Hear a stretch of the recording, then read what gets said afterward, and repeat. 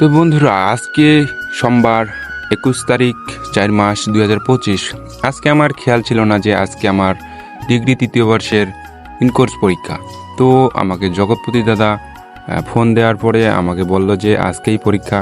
তো সেই কারণে আমি বাড়ি থেকে বেরিয়ে পড়েছি এবং আমরা দুজনেই যাওয়ার জন্য রওনা দিয়ে দিচ্ছি এবং আমরা যাচ্ছি।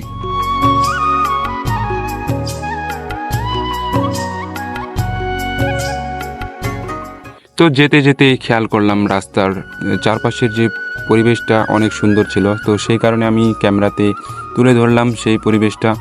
চারপাশে যে ভুট্টার ক্ষেত, তারপরে মরিচ আবাদ, এগুলোকে অনেক সবুজময় করে তুলেছে।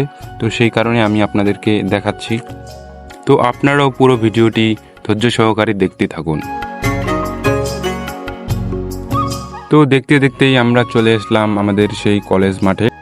কলেজের সামনের ভবনেই আমাদের পরীক্ষা হবে। আমরাও প্রবেশ করতেছি আমাদের কলেজের এবং আমরা আসছিলাম মূলত গাড়িতে। তো গাড়ি পার্কিং করার জায়গায় আমরা গাড়িটা এখন পার্কিং করব। তো দেখতেছি আমাদের সামনে কিছু বন্ধু এবং বান্ধবী দাঁড়িয়ে আছে। তো তাদের সাথে দেখা হলো, কথা হলো। তো খুব ভালো লাগলো আর কি। তো আমরা যেহেতু পরীক্ষার টাকা পেমেন্ট করি নাই, সেই কারণে আমাদের পরীক্ষার টাকা পেমেন্টের জন্য আমাদের ব্যাংকে যেতে হবে।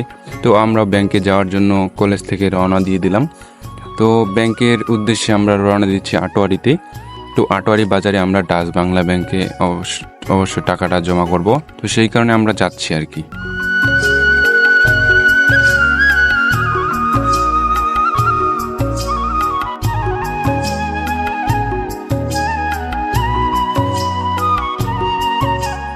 তো আমরা বাজারের ভিতরে প্রবেশ করে ফেললাম এবং হচ্ছে যে ব্যাংক একটু দূরে আছে। তো সেই কারণে আমরা যাচ্ছি।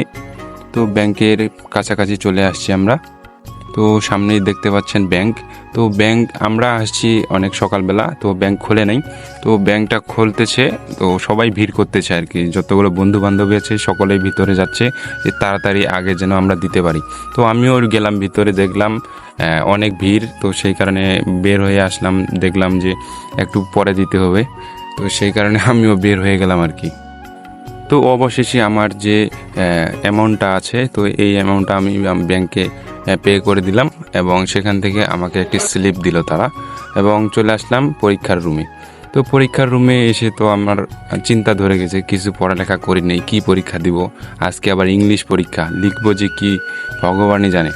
না পড়েই পরীক্ষা দিতে আসছি। তো এক্সপিরিয়েন্স খুবই জঘন্য টাইপের, মানে কি বলবো, 20 মার্কের পরীক্ষা হবে। তো সেই কারণে কেউ বই পড়ে নাই। এখানে দেখতেছি আমার দুই বন্ধু মানে সারাদিন, মানে সারা বছর তো মনে হয় জীবনেও বই বাইর করে নাই, এখানে এসে মনে হচ্ছে যে ফাটায় নিয়ে যাবে।